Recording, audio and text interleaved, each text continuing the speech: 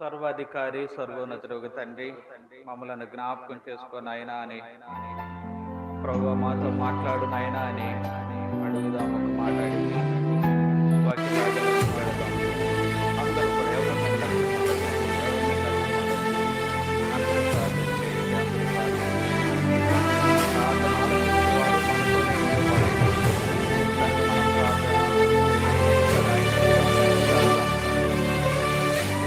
సర్వశక్తియాదన కడుపులమైన ప్రభావమైన పాదములకు వందనాలు.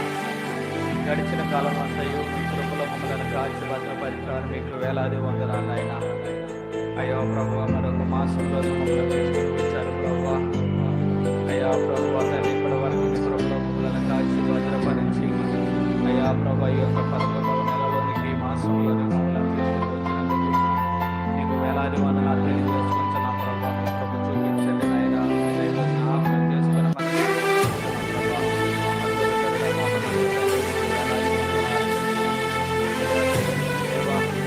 మాతో కూడా ఉండలేదా ఇదే మాతో ఉండండి వైపు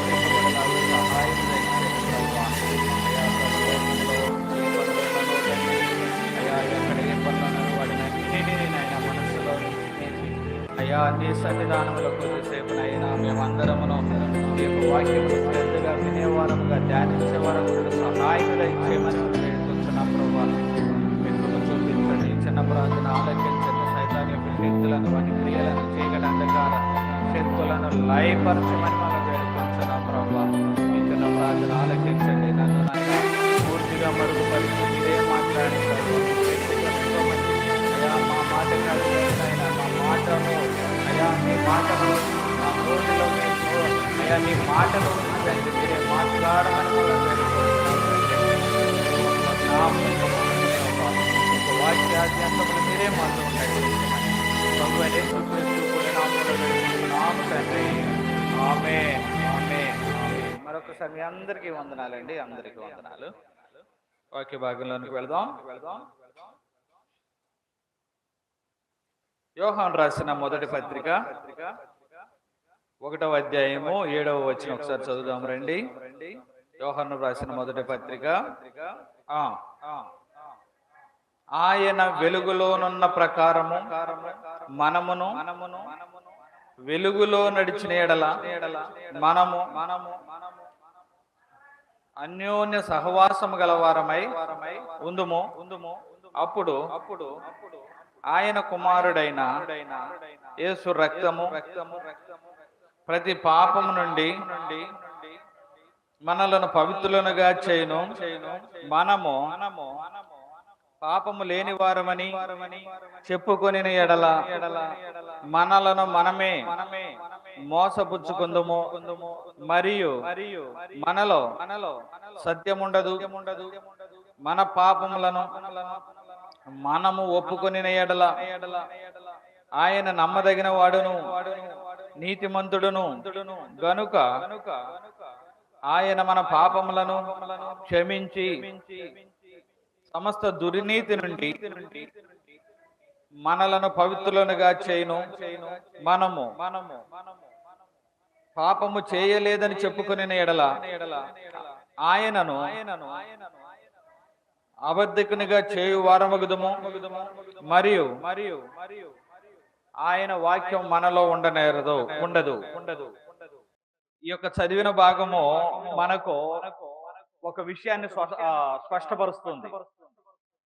ఏమిటి ఆ విషయం అంటే, పాపము లేని వారం అని చెప్పుకొని ఎడల, అనగా పాపము లేదని చెప్పుకొని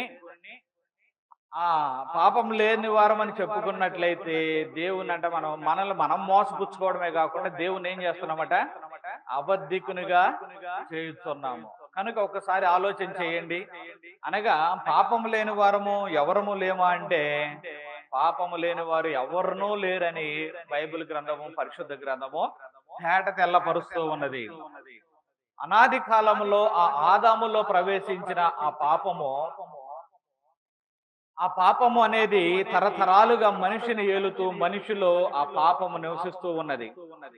కానీ దేవుని యొక్క వాక్యం ఏమని చెబుతుందంటే, ఆయన పరమ పవిత్రుడు గనుక, ఎవరు? ప్రభువైన యేసుక్రీస్తు వారు పరమ పవిత్రుడు గనుక, ఆయనలో ఏ పాపము లేదు గనుక, ఆయన కార్చిన రక్తము ద్వారా మనలను ఆ రక్తము పవిత్రులుగా చేయుచు ఉన్నది. పవిత్రులుగా చేయుచు ఉన్నది. ఏది పవిత్రులుగా చేయుచున్నది? ఆయన మన కొరకు కార్చిన రక్తము మనలను పవిత్రులుగా చేయుచున్నది. మన క్రియలు కాదా పవిత్రులుగా చేసేది? మన క్రియలు కాదా? మన క్రియలు కాదు అని యెషయా గ్రంథంలో 64వ అధ్యాయము 6వ వచనంలో ఒక మాట అంటాడు. చూద్దాం రండి. 64వ అధ్యాయము 6వ వచనం. యెషయా గ్రంథము వంటి వారమైతిమి, మా నీతి క్రియలన్నీ మురికి గుడ్డ వలె నాయను. చాలండి, మనకు కావలసిన మాట. మా నీతి క్రియలన్నీ కూడా మురికి గుడ్డల వలె ఆయనో. మురికి గుడ్డల వలె ఉన్నాయట. అంటే ఇప్పుడు దాన్ని బట్టి మనకు ఏం అర్థం అవుతుంది? అక్కడ యోహాను పత్రికలో మనం ఏం చదివాము? ఆయన రక్తం మనలను పవిత్రులుగా చేయును అనే మాట చదివాం. ఇక్కడ చూస్తే ఏమిటట? మన నీతి క్రియలు కాదట మనలను పవిత్రులుగా చేసేది. మన నీతి క్రియలు కాదు మనలను పవిత్రులను చేసి పరిశుద్ధపరిచి పరలోక రాజ్యమునకు వారసులు చేసేది మన నీతి క్రియలు కాదు, గాని ప్రభువు అయిన యేసుక్రీస్తు వారు సిలువలో కార్చిన రక్తము ద్వారా మనలను ఆయన పవిత్రులుగా చేయును. అప్పుడు మనం పరిశుద్ధులముగా మార్చబడతాం. కనుక ఎవరమైనా నేను మంచివాడను, నేను అతి పరిశుద్ధుడను, నా క్రియలు నన్ను పరలోకానికి చేరుస్తాయి, నా క్రియలు నన్ను పాపము నుండి నన్ను విడిపిస్తాయి అని అనుకున్నట్లయితే దేవుని వాక్యము స్పష్టంగా చెబుతుంది ఏమిటంటే, మీ నీతి క్రియలు కాదు గాని దేవుడు ఆయన కార్చిన రక్తము పవిత్రులుగా చేస్తుంది. ఒక ఉదాహరణ చెప్పినట్లయితే, సిలువలో దొంగలు యేసు ప్రభు వారితో పాటు ప్రక్కన 2 దొంగలు సిలువేయబడ్డారు. ఆ 2 దొంగల్లో ఒక దొంగ ఏమని అడిగాడు ఆయన్ని? ప్రభువైన యేసు, నీవు నీ రాజ్యముతో పాటు వచ్చినప్పుడు నన్ను కూడా జ్ఞాపకం చేసుకో అయ్యా. ఎందుకంటే అతడు దొంగ అయ్యుండి కూడా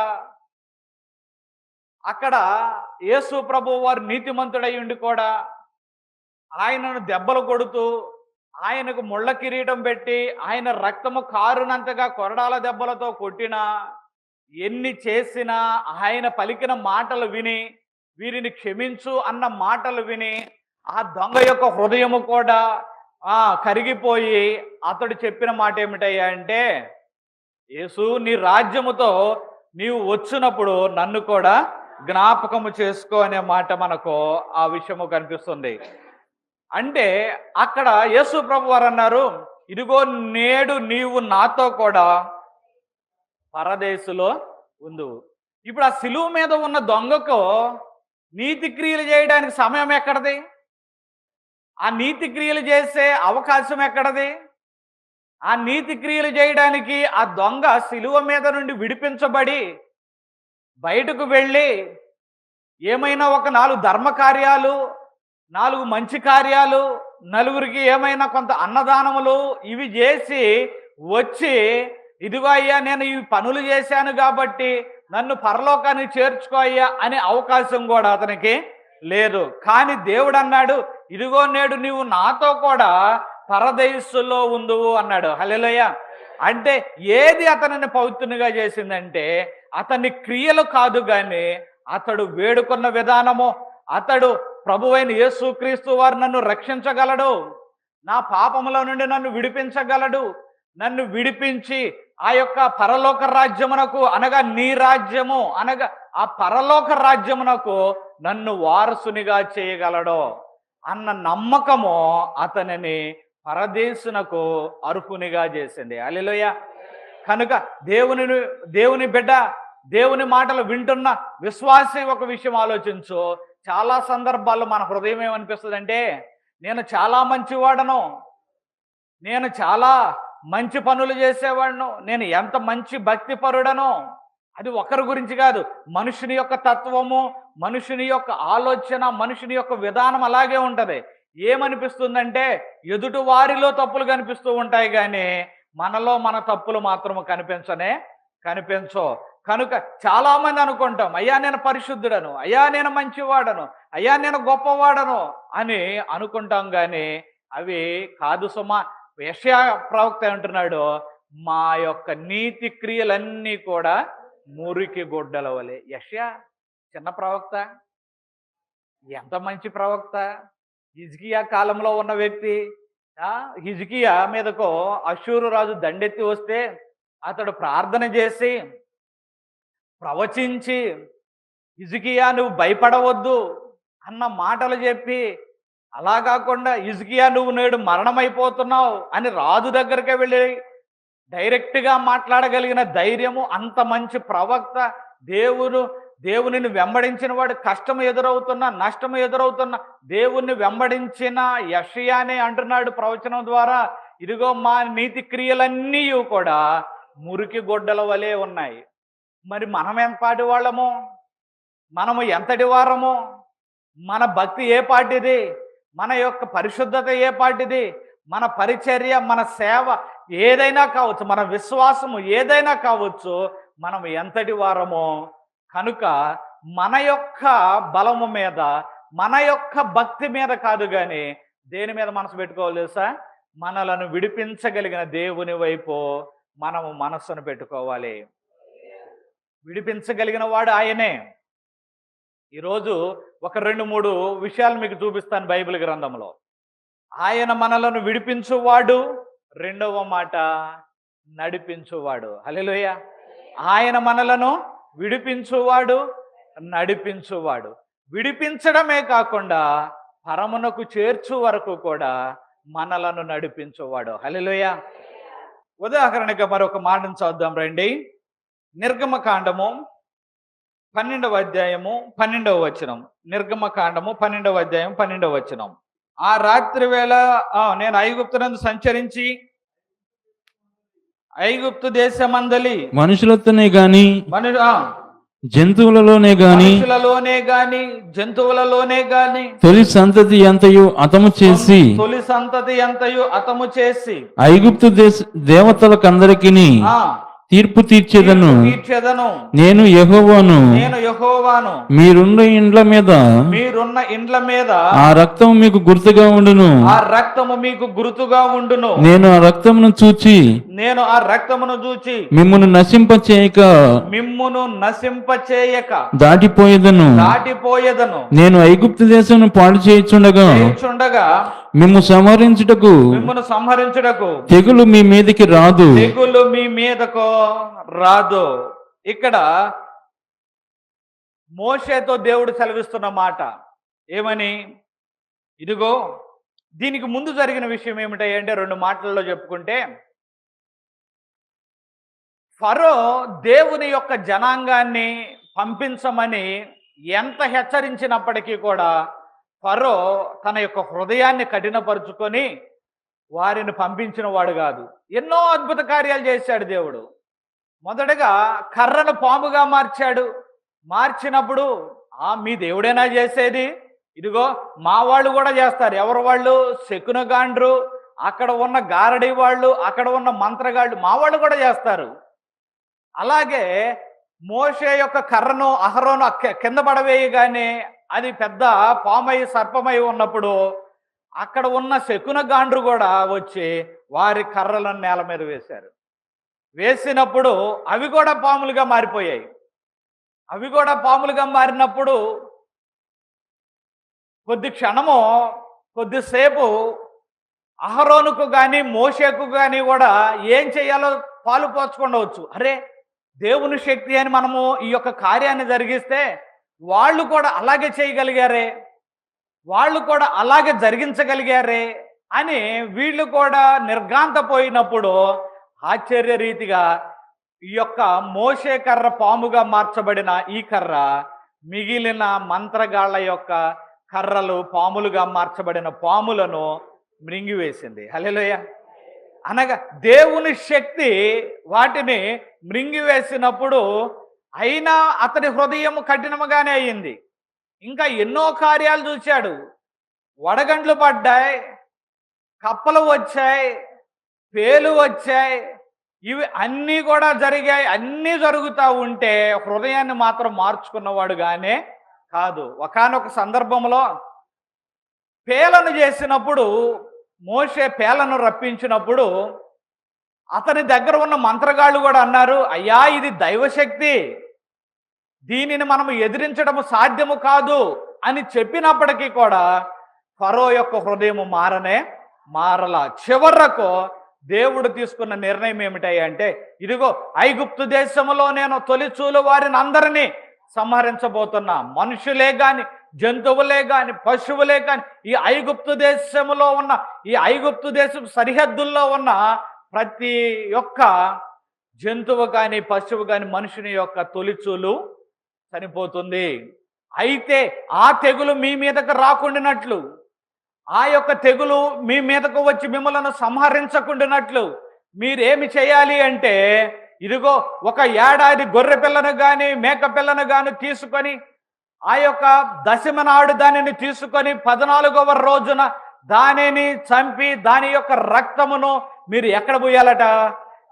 అడ్డకమ్ములకును నిలువ కమ్మికి, ద్వారము యొక్క అడ్డకమ్ములకును నిలువ కమ్మికిను ఆ యొక్క రక్తమును రాసి లోపల ఉండి ఆ యొక్క బలి పశువు యొక్క మాంసమును తినాలి. చాలా జాగ్రత్తగా వినండి. దేవుడు ఎంత అక్కడ ఒక విషయాన్ని చాలా జాగ్రత్తగా గమనిస్తే, లోపలకు మరణదూత రాకుండా గవినకు అడ్డగుమ్మములకు, గవిని యొక్క అడ్డగుమ్మములకు నిలువు గుమ్మానికి ఏముండాలి? రక్తము. బలి పశువుగా వధించబడిన ఆ బలి పశువు యొక్క రక్తము ఆ యొక్క అడ్డకమ్ములకును నిలువు కమ్ములకును ఉండాలి. మరి ఎక్కడ భుజించాలి ఆ యొక్క బలి పశువు మాంసం అంటే? బయట కాదు. ఎక్కడ? ఏ యొక్క గుమ్మమునకైతే, ఏ యొక్క ఇంటి ద్వారమునకైతే, ఏ యొక్క గుమ్మము యొక్క ద్వార బంధములకైతే ఆ బలి పశువు యొక్క రక్తము రాయబడి ఉన్నదో, ఆ బలి పశువు యొక్క రక్తము యొక్క గురుతులు రాయబడి ఉన్నాయో, గురుతులు ఉన్నాయో, ఆ ఇంటి లోపల ఏం చేయాలి? భుజించాలి. హల్లెలూయా. అనగా మరణదూత రాకోకుండా ఆ యొక్క రక్తం అడ్డగిస్తుంటే బలి పశువు యొక్క మాంసం ఎక్కడో తినాలట? లోపల ఉండి తినాలి. హల్లెలూయా. నిజమే. ఆ రాత్రికి మరణదూత బయలుదేరినప్పుడు, ఆ విషయాలని తర్వాత వచనాల్లో ఉంటాయి. మరణదూత బయలుదేరినప్పుడు ఐగుప్తులోనున్న ప్రతి తొలిచూలు పిల్లను, ప్రతి తొలిచూలు వానిని హతము చేసినప్పుడు, మరణదూత నడుచుకుంటూ వెళుతూ ఉన్నప్పుడు, లేక మరణదూత ఆ వీధులలో సంచారము చేస్తూ ఉన్నప్పుడు గడప గడపకు ఆ మరణదూత పరిశీలన చేస్తూ ఉన్నది. ఏమి పరిశీలన చేస్తుంది? ఇదిగో ఈ గుమ్మమునకు, ఈ ద్వారమునకు ఆ యొక్క రక్తపు గుర్తు ఉన్నదా లేదా, ఆ యొక్క రక్తపు గుర్తు ఉన్నదా లేదా అనే విషయాన్ని పరిశీలిస్తూ గుమ్మమునకు కూడా అది తిరుగుతూ ఉన్నదే. తిరుగుతూ ఉన్నప్పుడు ఏ యొక్క గుమ్మమునకైతే ఆ రక్తపు గుర్తు ఉన్నదో, ఏ యొక్క గుమ్మమునకైతే ఆ బలి పశువు యొక్క రక్తము యొక్క గుర్తు ఉన్నదో, ఆ యొక్క గుమ్మము దాటి ఆ మరణదూత నడిచి వెళ్ళిపోతా ఉన్నదే. హల్లెలూయా. ఇది కూడా మన యొక్క విశ్వాసులకు, మన యొక్క ఇల్లు కూడా ప్రభువైన యేసుక్రీస్తు వారి యొక్క రక్తము చేత ముద్రించబడి ఉండాలి. హల్లెలూయా. ముద్రించబడినప్పుడు ఏ తెగులు కానీ, ఏ యొక్క మరణదూత కానీ నీ యొక్క గుమ్మమునకు కూడా అది ప్రవేశించడానికి వీలు లేదో. హల్లెలూయా. వెళుతూ ఉన్నప్పుడు నేను అనుకుంటాను, ఎవరైతే నిర్లక్ష్యముగా, ఒకవేళ తెలియదు కానీ నా ఊహ, నేను కొన్ని సందర్భాల్లో అనుకుంటా, ఇజ్రాయేలీయులు అయినప్పటికీ కూడా దేవుని మాట వినుకోకుండా బయట అయితే ఎవడైతే ఉన్నాడో వాడు సంహరించబడి ఉంటాడేమో. ఎందుకు? ఆ గుర్తు అతని మీద లేదు. పేరైతే పెట్టుకోవచ్చేమో, పేరైతే దేవుని బిడ్డ అని పెట్టుకోవచ్చేమో, కానీ ఆ ముద్ర కలిగిన ఆ గృహములోనికి అతడు రాలేదు. ఆ ముద్ర కలిగిన ఆ గృహములోనికి అతడు వచ్చి ఆ బలి పశువు యొక్క మాంసములో అతడు పాలు పంచుకోలేదు కనుక అతడు మరణదూతకు అప్పగించబడి ఉంటాడు. ఐగుప్తీయులైతే ఇక వారు ఎవరినూ కూడా పాలు పంచుకోవాలా, ఎవరు కూడా ఆ బలిపాంశం యొక్క మాంసంలో వారు పాలు పంచుకోలేదు. తెల్లవారు చూసేసరికట ఎన్నడను కని విని ఎరుగని పెద్ద ఘోష పుట్టిందట ఐగుప్తీలో. ఏ గృహములోనైనా ఈ గృహం వాడు వెళ్ళి ప్రక్క గృహం వాడిని పరామర్శిద్దామంటే, ఆ గృహం వాడు ఆ పక్క ఇంటికి వెళ్ళి పరామర్శిద్దామంటే అవకాశం లేదు. ఎందుకనగా ప్రతి ఇల్లును కూడా ఘోషతో నింపబడి ఉన్నది. ఘోషతో నింపబడి ఎంత పెద్ద శ్రమ వచ్చి పడిందంటే మహాఘోష పుట్టింది. కానీ ఇజ్రాయేలీలలో ఎవరినో హతమార్చబడాల, ఎవరినో సంహరించబడలేదు. ఎందుకో తెలుసా? అదుగో ఆ యొక్క గుమ్మమునకు ఉన్న రక్తము. హల్లెలూయా. మరి ప్రభువైన యేసుక్రీస్తు వారి యొక్క రక్తము, ప్రభువ మన యొక్క కొరకు బలి పశువుగా ఆ యొక్క సిలువలో త్యాగము చేసిన ఆయన యొక్క రక్తపు గుర్తులోనికి నువ్వు వస్తావా? వచ్చి ఆయనను గుర్తిస్తావా?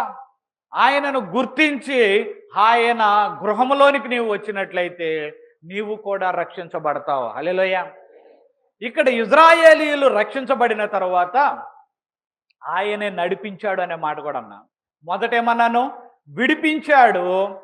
అదే కాకుండా ఆయన విడిపించేవాడు, ఆయనే నడిపించేవాడు. హల్లెలూయా. ఎప్పుడైతే ఈ పెద్ద ఘోష పుట్టిందో, ఎప్పుడైతే ఇంత భయంకరమైన ఘోరమైన ఆ విపత్తు కలిగిందో, అప్పుడు ఆ ఫరో పిలిచి అంటున్నాడు, ఇక ఒక్క క్షణం కూడా మా దేశంలో ఉండొద్దు, మీరు బయలుదేరి వెళ్ళిపోండి.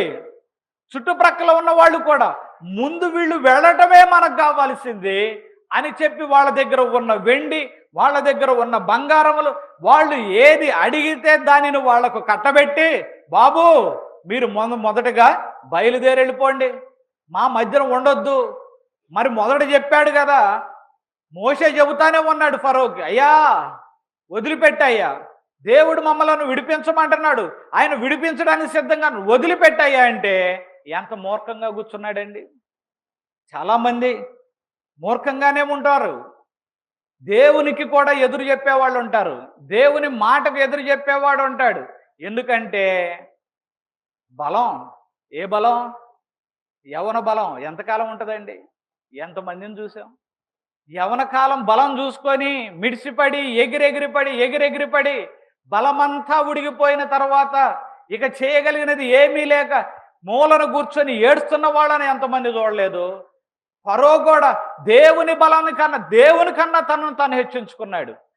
కొంతమంది ఎంత ధైర్యము, ఎంత తెగిస్తున్నారు అంటే దేవునిని ఎంత మాట అనడానికైనా వాళ్ళకి ఏ మాత్రం భయం అనిపించట్లా. ఏమో ఒకవేళ కొంతమంది సరేలే వాళ్ళ దేవుడిని వాళ్ళు ఆరాధించుకుంటున్నారులే, మరి ఆ దేవుడు శక్తి వాళ్ళకి తెలుసులే, మనకు తెలియకపోతే మనం కామ్గా ఉందామన్న ఉద్దేశం కూడా లేదు. ఫరోది కూడా అదే పరిస్థితి. వాళ్ళ దేవుడి గురించి మాట్లాడుతున్నాడు మోషే. మాట్లాడుతున్నప్పుడు వాళ్ళ దేవుడి గురించి నాకు తెలియదు, సరే వాళ్ళను పోనిద్దాం, లేకపోతే వాళ్ళను ఆరాధన చేసుకోనిద్దాము అన్నే లేక యెహోవా ఎవడో అని విర్రవీగి మాట్లాడాడు. విర్రవీగి మాట్లాడిన తర్వాత సర్వము కోల్పోయిన తర్వాత, అంటే కుమారుని కోల్పోయిన తర్వాత, ఫరోతో సహా చెరసాలలో ఉన్న వాని సైతం ప్రతి వాని యొక్క తొలిచూలు పిల్ల చనిపోయిన తర్వాత అప్పుడు అంటున్నాడు, అయ్యా మీరు వెళ్ళిపోండి. అప్పటిదాకా ఏమైంది? దేవుని మాట లెక్కలేదు. అప్పటిదాకా ఏమైంది? దేవుని మాట ఏ విధముగానో లక్ష్య పెట్టిన వాడు కాదు. ఇప్పుడు బ్రతిమలాడుకుంటున్నాడు, వెళ్ళండి అయ్యా, వెళ్ళండి అయ్యా, వెళ్ళండి. ఐగుప్తీలందరూ వెళ్ళిపోండి అయ్యా అన్నప్పుడు వాళ్ళు విడిపించబడిన వారై దోచుకొని అంటే దేవుడు అంటాడు, మీరు కావలసినవన్నీ తీసుకోండి వాళ్ళ దగ్గర, ఎందుకంటే మిమ్మల్ని చాలా దోచుకున్నారు వాళ్ళు. మిమ్మలను మీ యొక్క బలాన్ని లేకపోతే మీ యొక్క శక్తిని వాళ్ళు చాలా దోచుకున్నారు. మీరు దోచుకొని అనగా మీకు ఏది కావాలంటే అది ఇస్తారు. వాళ్ళు ఇచ్చినది తీసుకొని వెళ్ళమంటే వీళ్ళు విడిపించబడిన వారై ముందుకు కొనసాగుతూ ఉన్నారు. హల్లెలూయా. కొనసాగిన తరువాత విడిపించబడ్డారు, బాగానే ఉంది. విడిపించబడిన తరువాత దేవుడు అన్నాడు, ఇదిగో ఈ మార్గంలో కాదు, నేను చూపించే మార్గమును వెళ్ళండి అని చెప్పి ఎర్ర సముద్రము దగ్గరకు తీసుకుని వచ్చి వాళ్ళని నిలవబెట్టాడు. ఆ ఎర్ర సముద్రము దగ్గరకు వచ్చిన తర్వాత ఫరో యొక్క హృదయం మరలా కఠినపరచబడి, అరే ఎంత పని చేశాము, ఎందుకు వదిలిపెట్టాము, పదండి పదండి మరలా వెళ్ళి ఇజ్రాయేలీని తీసుకొద్దాం, మనకు పట్టణాలు ఎవరు కడతారు, మనకు గోడలు ఎవడు కడతాడు, మన ఇళ్ళు ఎవడు కట్టి పెడతాడు, మన ఇటుకలు ఎవడు చేసి పెడతాడు, ఎంత బుద్ధి తక్కువ పని చేశాం, పదండి పదండి. ఏమైపోయింది మనసు?